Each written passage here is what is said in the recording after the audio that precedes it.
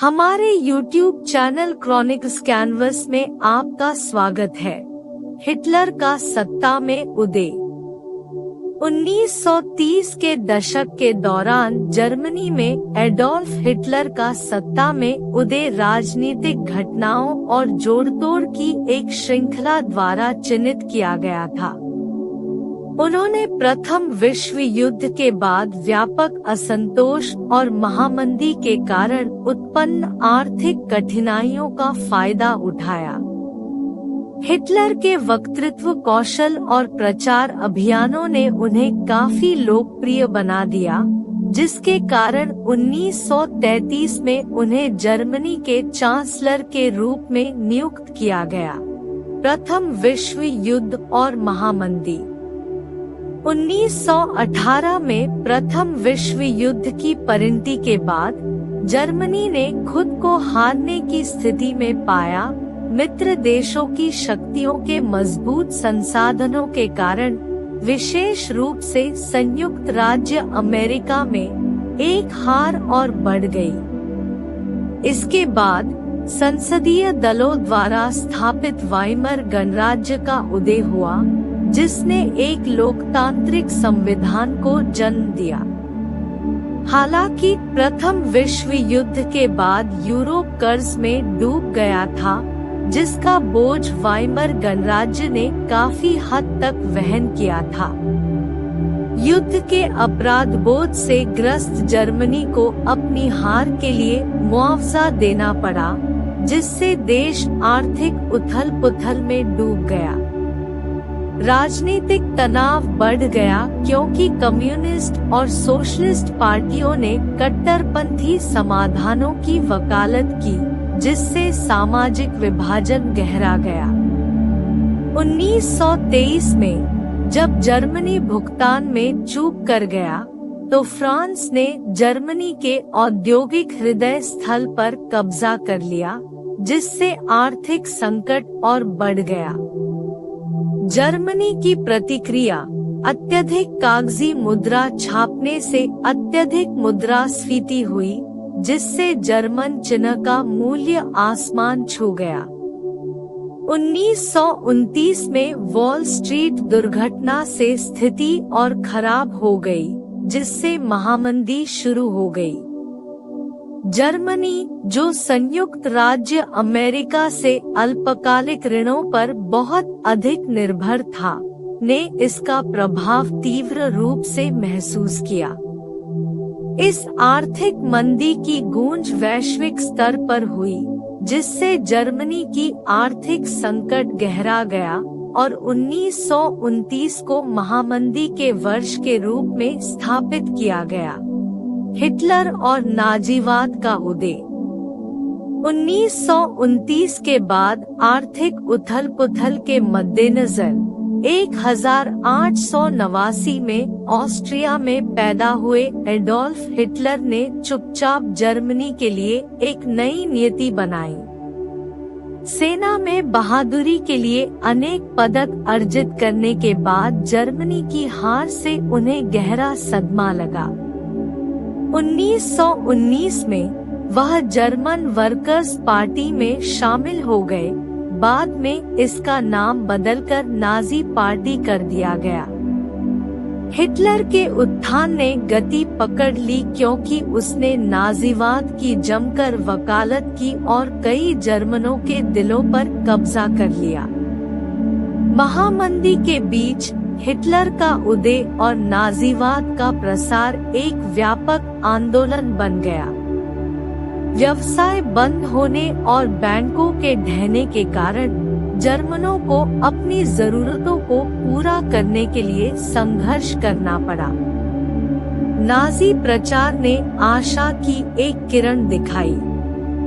1932 तक Nazi party ने German संसद में 37% वोट हासिल कर वोटों का सबसे बड़ा हिस्सा हासिल कर लिया। लोकतंत्र का विचलन। निस्संदेह हिटलर के पास अद्भुत वक्तृत्व कौशल था, जिसने जर्मन लोगों को मंत्रमुग्ध कर दिया। जिससे उनके राष्ट्र के गौरव को बहाल करने की उसकी क्षमता पर विश्वास पैदा हुआ। उनके अटूट दृढ़ संकल्प ने उन्हें चांसलर के पद तक पहुंचाया, जब राष्ट्रपति हिंडनबर्ग ने उन्हें चांसलर की भूमिका की पेशकश की।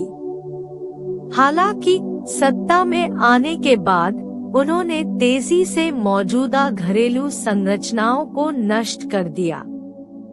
3 मार्च 1933 को हिटलर ने सक्षम अधिनियम लागू किया, जिससे जर्मनी में प्रभावी ढंग से तानाशाही स्थापित हुई।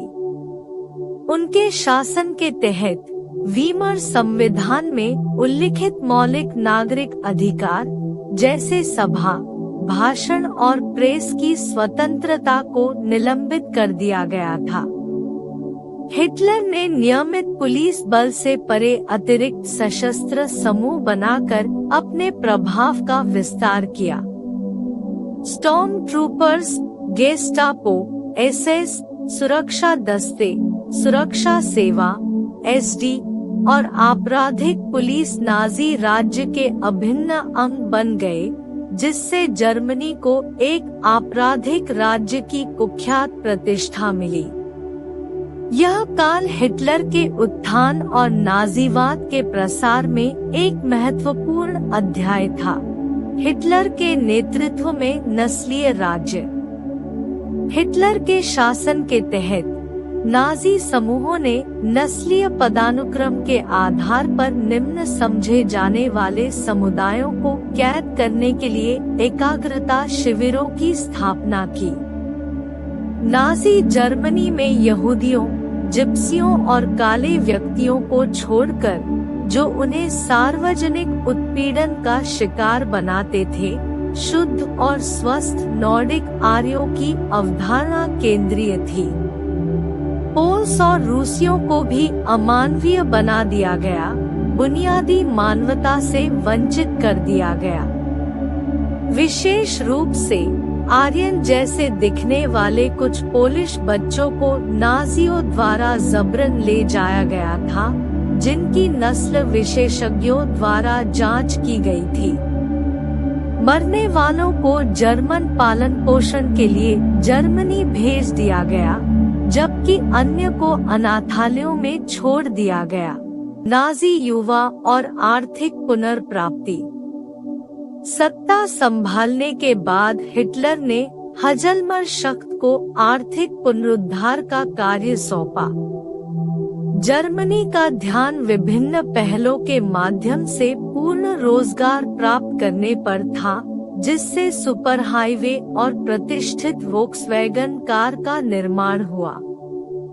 इसके अतिरिक्त हिटलर ने नाजी विचारधारा का प्रचार करके जर्मन युवाओं के दिमाग को आकार देने पर ध्यान केंद्रित किया। इस युग में स्कूलों में जर्मन और यहूदी बच्चों का अलगाव देखा गया, जो हिटलर और नाजीवाद की विभाजनकारी नीतियों को दर्शाता है। निष्कर्ष: नाजी विचारधारा के सामने कई जर्मनों ने चुपचाप इसका विरोध किया। वे किए गए अत्याचारों का विरोध करने से भी डरते थे। उस क्षेत्र में जहां मानवतावाद के विरुद्ध कार्य हुए थे, एक भयानक सन्नाटा पसरा हुआ था, जबकि विश्व ने द्वितीय विश्व युद्ध के अंत तक मौन रखा था। आखिरकार नाजियों को उनके अमानवीय कार्यों के लिए दंडित किया गया और मौत की सजा सुनाई गई। होलोकॉस्ट यहूदियों के साथ क्रूर व्यवहार का वर्णन करने के लिए व्यापक रूप से इस्तेमाल किया जाने वाला शब्द है, जिसमें बचे लोगों ने अपने जीवन का पुनर्निर्माण किया, जिससे इजराइल की स्थापना हुई। युद्ध के बाद यहूदी समुदाय का लक्ष्य यह सुनिश्चित करना था कि दुनिया नाजी शासन के तहत उनके द्वारा सहन की गई भयावहता को कभी न भूले। उन्होंने इसे प्रलय की संज्ञा दी।